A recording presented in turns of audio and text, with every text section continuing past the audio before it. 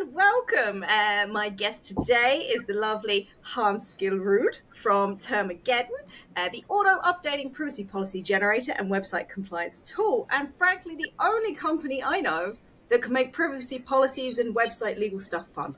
So that is a huge accomplishment straight off the bat. Hans oversees agency partnerships and business development for Termageddon. An educator at heart, he uses every chance he gets to educate web agencies and their clients about the importance of website policies. Prior to Termageddon, he ran a 12-person web design agency in downtown Chicago for 7 years before selling it in March of 2019 to focus on Termageddon exclusively. Living the dream. Absolutely living the dream to sell the agency. Fantastic. Thank you, Outside work, Hans enjoys metal detecting, fishing, woodworking, and just about anything outdoors. You're very welcome today. How are you? I'm doing well, Abby. Thanks so much for that intro. It's nice to see you.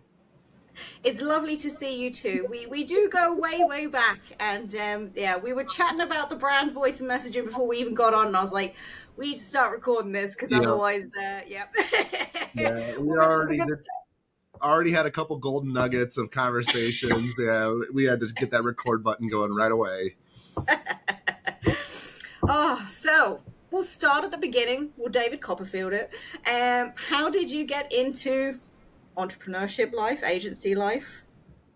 Yeah, so entrepreneurship life, it's kind of been since day one. I feel like, I was always trying to figure out how to create things that, can create the wealth for me, and maybe not wealth, but that's never really been the goal. It's been like, I just want to create something that helps people, and I think that's been like what I've been trying to do all my life. And there's some novelty entertainment products I've created in the past and gotten patents for, and then a brief career at Groupon, but then starting an agency to help small business owners because I felt like they just weren't getting effective exposure online back, when I was running my business, my agency. And then from there, with Termageddon, it was just sheer luck, I would say. My girlfriend at the time, now wife, who's a privacy attorney, wanted to offer my own website clients like policies, which is great. The problem was that it takes a lot of time to create these policies. So she was charging like $5-10 grand for these things. And I was on the other end where I was, copying and pasting privacy policies from competitor websites and various other sources and thinking, oh, it's not that big of a deal, when it really was, and it really wasn't too smart of an idea for the agency owner to be doing that. So we kind of met in the middle with Termageddon and tried to build an affordable, auto-updating solution. So entrepreneurship, it's always been a part of my life. And then, I think Termageddon is the final destination for it. It's where I'm all in. So.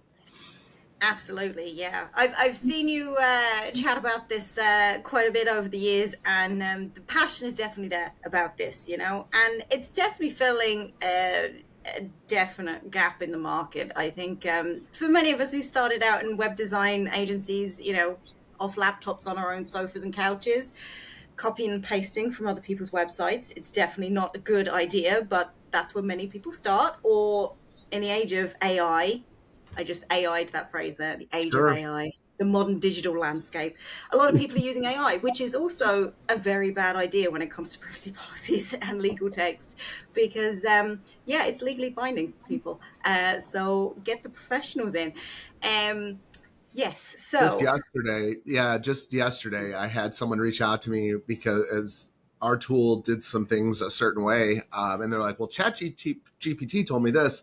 I'm sitting there, I'm like, oh my gosh, the response you got was so inaccurate. It's like, and I get it, but and I think that's like why I like to be helpful to the agency communities. Like, I also get it, which is like, as agency owners, we're dealing with tight budgets, clients that say, can you just do it for me? Like, I know what that feels like. And so that's why I'm all about, providing education to agency owners. Like, hey, here's how you do it right. This is how you should do it. This is going to protect you for the long term. It's putting the right responsibilities into the right hands, and then move on. And that's how you efficiently run your business. Don't try to just go the cheapest route, because cheap does not mean you're avoiding penalties for non-compliance. Like, I promise you that. So. 100%. Yeah, I know plenty of people that have cheaped out on the initial solution and then paid very expensive fees and Yeah. penalties as a result. So yeah, Yeah. absolutely. But anyway, back to you. By the way, I had no idea that you had a couple of patents and everything. That's fascinating. That's a conversation in itself. You're obviously Yeah. incredibly creative. Well, thank you. Yeah, it's a little embarrassing. I guess I will admit it. I'll share with you a little more detail. I created a drinking device in my early 20s. It was a very different life. But in my early 20s, I created a drinking device that was kind of like a beer funnel or beer bong that allows you to take shots and then chasers. So like the shot comes first and the chaser comes so quickly after, you don't taste the shot. So that was kind of my pitch to the world, my shot bong. And it actually, I sold about 10,000 units of them over the course of a few years. But yeah, for various reasons, the company kind of went away and I kind of moved on from it. But yeah, that's fantastic though. I love that. That's seeing a real problem in the world, which is shots taste absolutely brutal, and solving the problem for people. So that's right. Yeah. You've carried that through every single aspect of your life. I love it. His priorities have changed a little bit. I'm not so focused on, how fast can I drink alcohol anymore. So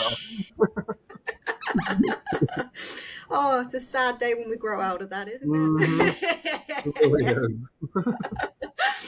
Oh, so we've grown out of that, but nowadays, what does your average day look like? Yeah, so my average day is, I get up and I start getting ready for what my day looks like. Like today, I saw that I was like, oh, I got my call with Abby. That looks great. And really my goal is just to get support and email done as fast as possible. So anytime agency partners have questions like, hey, how do I resell Termageddon to clients, or how do I use the affiliate program, or can you help me with this license? I basically field tickets a lot of the days, and we have a team of people doing support, but I can't help but want to help agency owners. Like that's kind of like just what I've started with doing here. So I touch that up, make sure I address any tickets or anything like that. And then I tend to work on like email communications, like upcoming features that we're going to be releasing, new updates, various things like that. And then meet with my wife at the end of the day, talk about items that we needed to address that we haven't had an opportunity to just yet. We call it twin dragons when we meet up. We used to, when we first started working together, we would just argue and stuff. And now we're like Jordan and Pippen. We're very in sync these days. So we tend to just get stuff done real quickly. And then I wrap up my day. I make a nice dinner, and then I find myself in some kind of hobby or chore in the evening. So yeah, that's a full day in my life.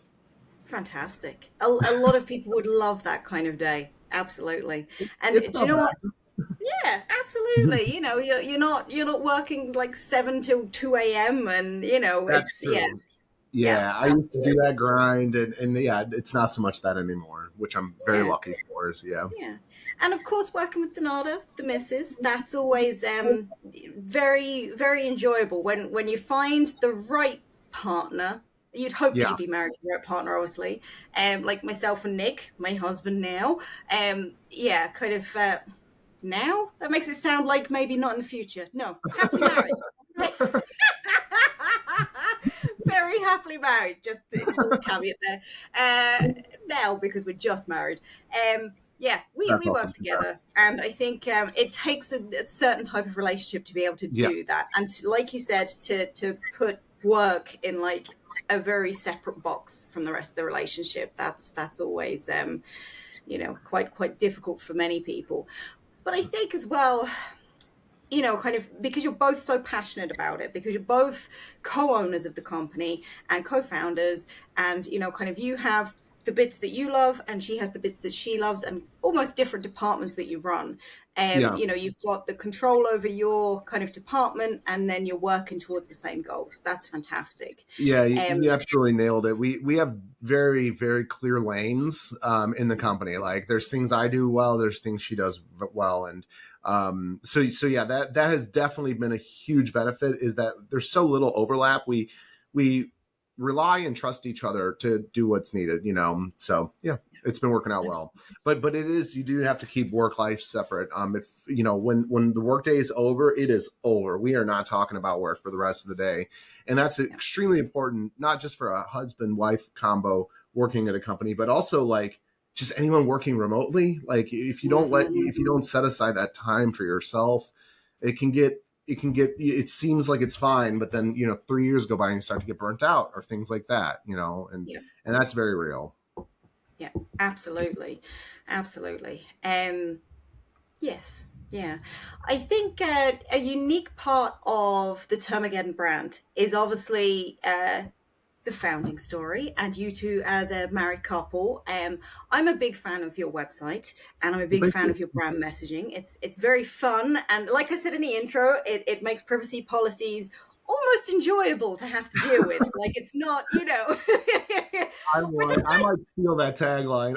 Making policies almost enjoyable. I like that a lot.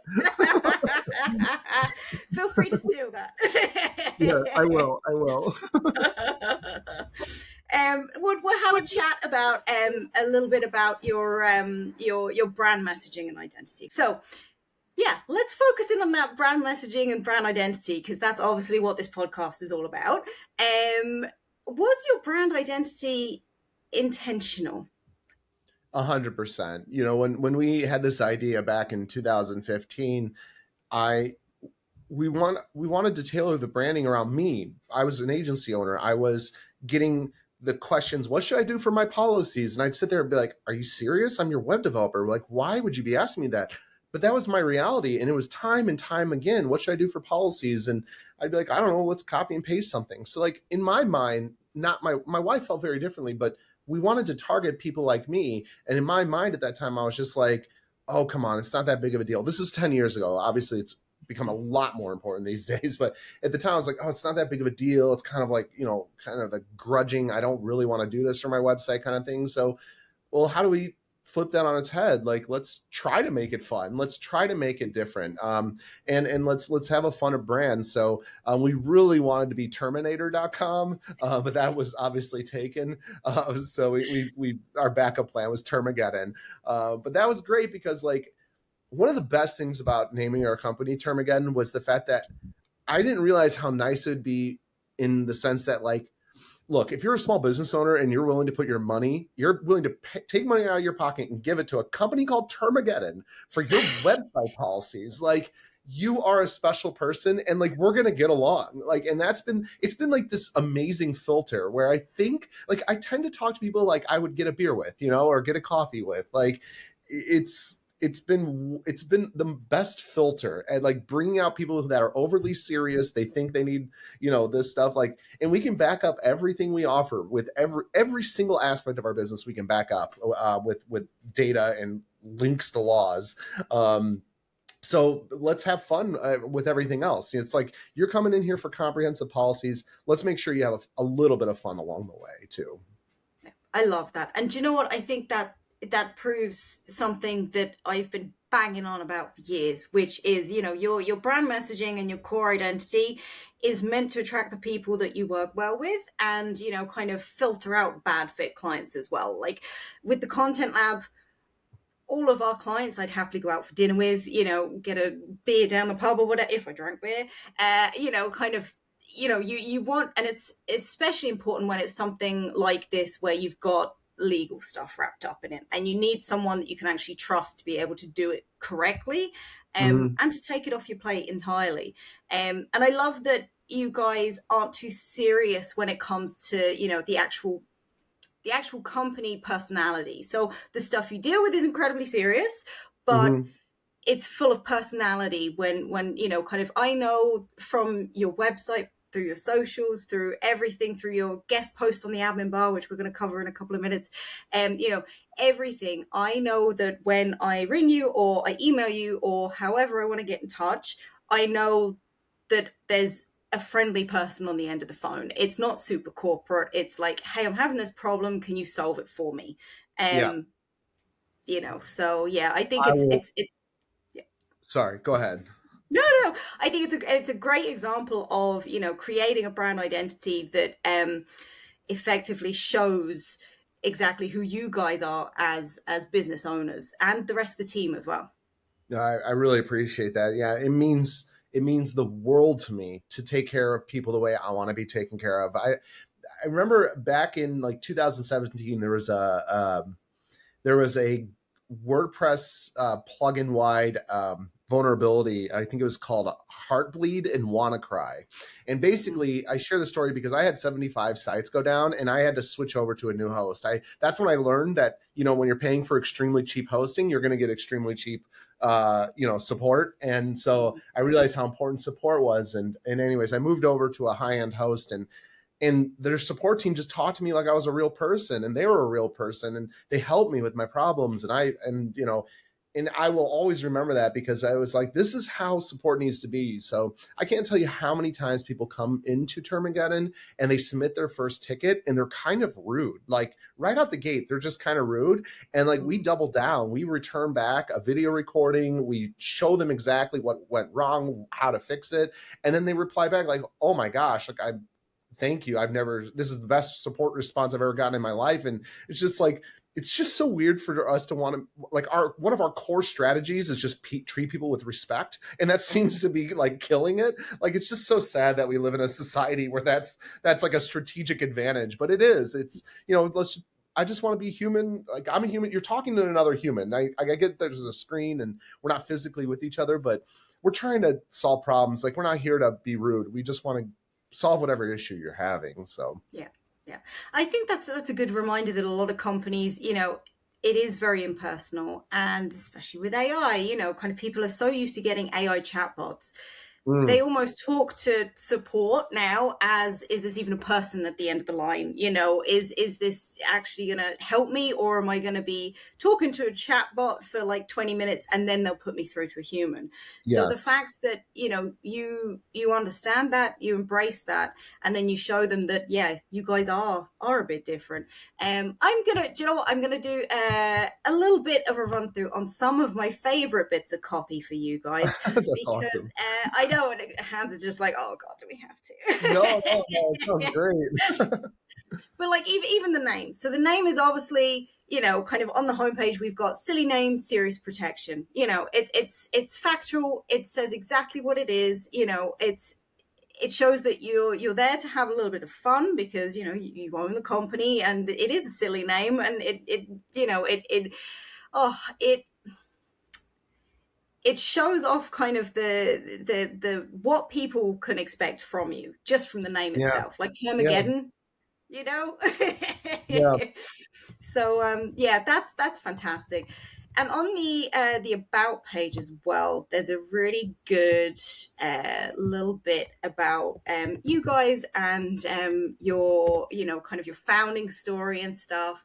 And of course, for SEO and the usual stuff, we've got the kind of website policies made easy, kind of we help small businesses avoid fines and lawsuits, and then at the end of the sentence, which is kind of like what you'd expect from an about page of this kind of company, and we have an absolute blast while we're doing it. It's bringing in that company personality. So straight away in the heading, you're just like, oh, okay, this isn't just like a bunch of stuffy lawyers in suits that are going to charge me, kind of however much. This is somebody that understands what it's like to have, an agency or, a small business. And just like even just addressing the elephant in the room, we've got welcome. If you're normal, you probably haven't given much thought to what makes a website policies generator great. It's and like you have spoiler alerts, and I love this little pun, love at first sight. So obviously that's your intonata and how you guys met and set the company up, but it's also site as in SITE, so website. And I just think the wordplay is fantastic. Like your bios are great. And then of course, the actual descriptions of kind of the services and the policy generators and stuff is fantastic. You do a wonderful job of combining playful language with quite a serious, I'm not going to offend you by saying this, but a boring subject matter, which is privacy policies, 100%. And you do 100%. Make them fun.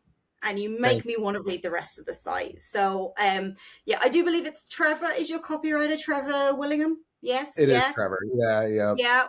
fantastic work, Trevor. Fantastic work. I'll make sure he hears that. um, but yeah, it's wonderful, and kind of going back to the admin bar guest blogs, you have a fantastic way of keeping that brand voice and that brand identity consistent, no matter who's writing and no matter kind of what you're published in. So obviously the admin bar is for digital agency owners. Hi Kyle, if you're watching this. Carl Van Dusen, owner of the admin bar, obviously. And kind of it's for digital agency owners, so prime target market, but they know their stuff, and there's a little bit more of a laid back atmosphere in the admin bar, so you can have fun, you can put memes in your blog posts, all that kind of stuff. So how do you guys approach your content? Obviously it's all intentional. How do you maintain consistency? So as an agency owner, I felt like I'm always inundated with advertisements for various things that I need to add to websites or ways to secure my site. I'm constantly inundated with, here's the next thing you need to do, and so that can get tiresome. So, with our messaging, especially when we're communicating with agency owners, it's like we're going heavy on we're pushing the pedal on fun and trying to make this as, okay, I probably should know about what's going on in my industry. Like, I really don't want to, but all right, at least it's an article from Termageddon, so maybe I'll laugh a couple times in it.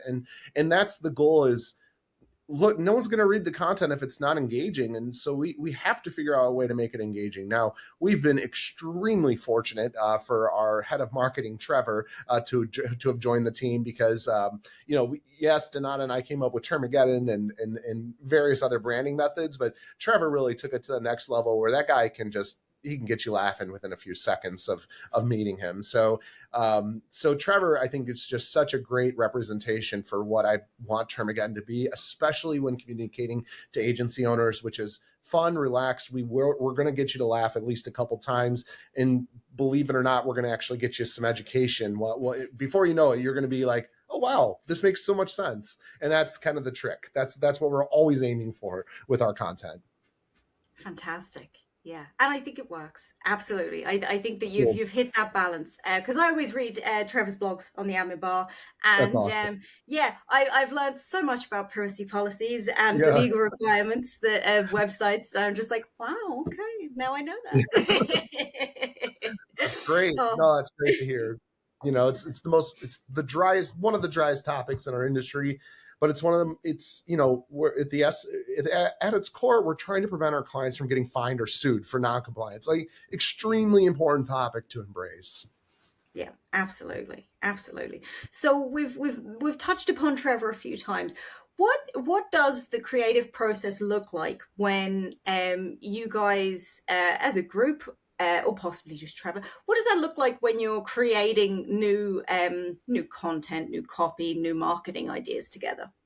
Yeah, so I would say we established the baseline like from the start, which is that like let's always intro with something that's gonna lighten the mood, and that might come actually. It's funny, it might come from my Groupon days. So I was one of the first employees at Groupon, and by one of the first, I think I was like employee 100, but it grew to like 40,000. So, anyways, Groupon used back when I really liked Groupon at the time. It was like they always had fun with the 50% off deals. They always had clever verbiage, clever use of words, and so I always liked that because I was like, okay, it's no longer a coupon. It's like kind of funny and stuff like that. So that had a lot of inspiration with Termageddon, which is like, let's always intro with like something lighthearted and let's break the ice a little bit before we bring you into the heavy stuff. So that was really all I shared with Trevor in terms of content creation moving forward, and he's ran with it ever since. He just peppers in more funny stuff along the way as well. So, but it's an icebreaker, and I think that's just kind of who I am as a person. I like to build relationships with people by first breaking some ice, making sure like, okay, are we kind of in the same level of comedy and stuff like that, and then going from there. So I would say setting the right foundation is really the goal. And if you really step back and think about the name Termageddon, that's the first thing you see. You're like, oh, I need policies. Oh, what's this coming? Termageddon? It probably gets you to laugh a little bit, like, oh, or at least say, wow, that's a weird name. And it's the icebreaker. It's to get you in to check us out a little bit further. And I think that's been a good transaction so far. Absolutely, absolutely.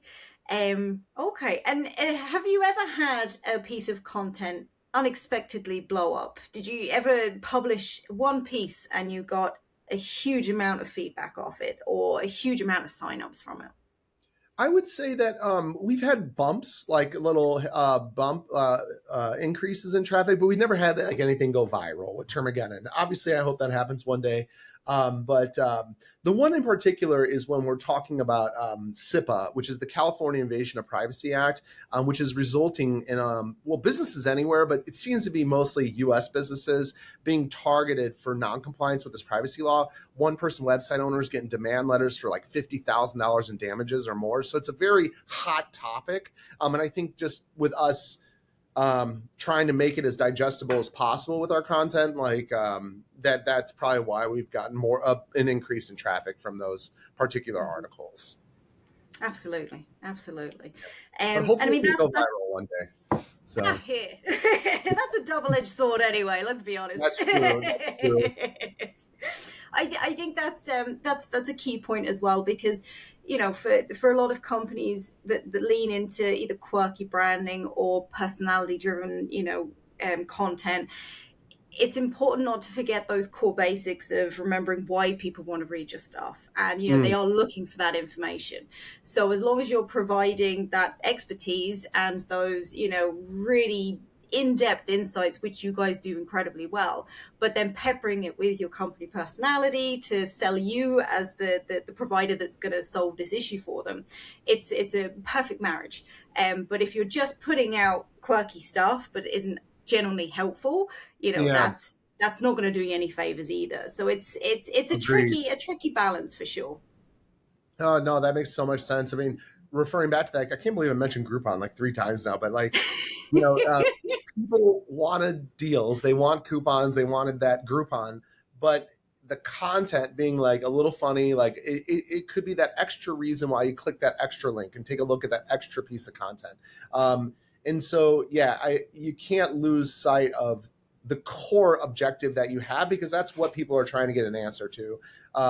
But peppering in your personality, I think, is a good move on a lot of levels. You're going to find the right people to work with. And I mean, I think that's you shared earlier how like that's what you try to encourage people to consider is like, um, anyway, I just think that's an excellent observation that I kind of found myself dumb lucked into. Like when we named our company Termageddon, I wasn't thinking like, oh, this is going to guarantee it filters out bad people and only bring good people. I never saw, it was just dumb luck that happened. The fact that you train people on that is so clutch, because I can't speak enough to how effective it is. And it just like, you want to work with the people that you want to work with, like that's for a happy life, you know. Absolutely, that's a soundbite in itself right there. Good. Good. Oh, so we've covered a little bit about the company. Let's dive back into you as a founder. What's your relationship with social media and promotional stuff as a founder? Yeah, so I am a little bit reserved with social media. Like I don't really post a lot. I'm always watching though. I'm watching comments. I can't tell you how many times in tab, for example, in the admin bar, I see a post and I start writing my comment, and then I'm like, whatever. I know someone smarter than me is going to write something better, and a lot of times I regret not writing stuff because I feel like I could provide some value, but so I am on social media, but I'm not like as active as other people are. I just am more of a watcher. So I wish I was more active, because social media is where people can learn more about us. But hiring a marketing person to do the company social media has been great. But yeah, me personally, I wish I wrote more. I get nervous and then I delete whatever I write out in my drafts. So Oh, bless I you. don't You think I've have ever shared plenty of that knowledge publicly. to share. You're so, do you know what? You're so funny. And I always find the people that have the most knowledge to share and like the most insights are the ones with the biggest imposter syndrome, or the biggest, kind of like, oh God, will I share this? Or, somebody else will Yeah. know it better and they'll type it better and stuff. I always find that, always. Well, Yeah. for privacy, I tend to jump a little bit more in because I know people are relying on companies like Termageddon to like provide insights. So that one is a lot more like I'll leap in. But when someone's talking about like, I don't know, like, how do I handle this particular client situation or migrating from one server to another? Like, I know what the answer is, but I'm like too nervous because I've been out the game a little bit, you know, and stuff like that. So, Yeah. Yeah. But yeah, privacy, I do try to, you know, suck it up and like, let's get a response out, because I know, like, my experience just doing this for a decade tends to be significantly more than the typical agency owner who's focused on a million other aspects of a website. So yeah, absolutely. I find that as a content strategist as well, we tend to silo ourselves, and because obviously I started in island website design, and you know, kind of you'd be working directly with the designers and the developers and everything, but then kind of when you get siloed into this niche, you know, kind of you can feel like you're a little bit out of the rhythm of things, you know, kind of as you say, because, you know, you deal with this one thing and then, you know, you forget, you know, kind of the rest of the site, you know, takes like 6 weeks or whatever. And yeah, so it's for sure, it's interesting to jump in between the two lives, I think. Yeah, and it's amazing just, you know, how you know, when I first started my agency, I was not just doing web design, I was doing content creation, email marketing, social media marketing, Google ads. I counted up 37 services I was offering to the world. And I was like, no wonder I'm a mess. Like, each one of these, you could be a full-timer on just one of these offerings. So anyways, for what it's worth, we actually decided to just do one thing, web design. And like, we partner with content creators, we partner with advertising agencies, we partnered with SEO experts. And that was when things got way better for us. Although we did get siloed, but you know, with this industry, you can get siloed, and it's a full-time job. And just with that one thing that you focus on. 100%. Yeah. I think there's definitely pros and cons to it, but that's for another episode, because we could go deep into that. Yeah, 100%. Absolutely. So as a guy with many ideas and kind of a storied past of inventions and stuff, do you have anything in particular that you're thinking about of maybe turning into a book or a course or a signature talk or anything like that? What's the future looking like for you guys? I feel like I could provide some information on personal finances. I know that kind of is out of nowhere, but it's a personal passion of mine, is that like, I have my budgeting down to like $1, and I'm really good at it. And I've created this like system that allows me to manage my personal finances really easily. And so I've always, like, in the back of my head, I've always wanted to secretly like write a book about that, just a personal management book. But yeah, I would say that would be the book I would want to write one day. Because like with entrepreneurship, like writing a book about entrepreneurship, like in my mind, it's just an extreme version of wanting to help people. Like, I don't understand. Like, I don't know how much I could write about that. I just, it's so innate in me. It's like, you just help people and try to help people to the maximum. And that's kind of, in my mind, what entrepreneurship is. But yeah, personal finances, I got this whole setup structure on like how you could do it and all that stuff. So that would be my dream. Fantastic. You should do. And I will definitely buy a copy for my husband, because he is the spender. That would be amazing. Absolutely. You'll have to circle back to us when you've written that, and we'll deep dive that. I think that'd be fascinating. Cool. It'll have to have a fun name, because personal finances is boring as well. So okay, so last couple of questions for us today. What is the best and what is the worst thing about being a founder? The best thing is that you don't have a boss. The worst thing is now you have thousands of bosses, because all your clients are your bosses now. So with Termageddon, one of the cool things about, you know, running a SaaS versus an agency is that like, you're having this one thing that you're offering, and like, you have you need as much quantity as possible. I mean, you need quantity on both sides, but like, you need, like, because of our low prices, you need a lot of customers. And so, you know, the freedom of being a founder is wonderful. No bosses, all that stuff. But the reality is, like, that just shifts. Like, you prioritize what your customers need and focusing on making sure they're as happy as can be. So, so that would be the pro and the con, like freedom, but not freedom, if that makes sense. You've chosen what your not freedom is, though. You know. Yeah, yeah. Yeah, exactly. Oh, and finally, I always like to wrap up on this question. What is the best advice you've ever received?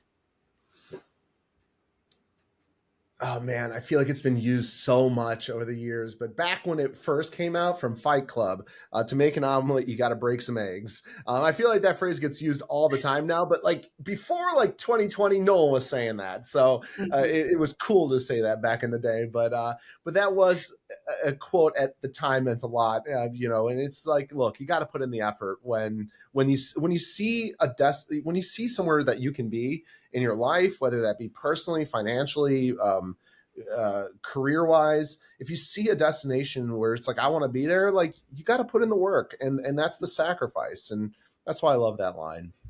Yeah, that's fantastic. Yes, and I don't think it's overused at all. I think it's very relevant still. It's still it's a classic.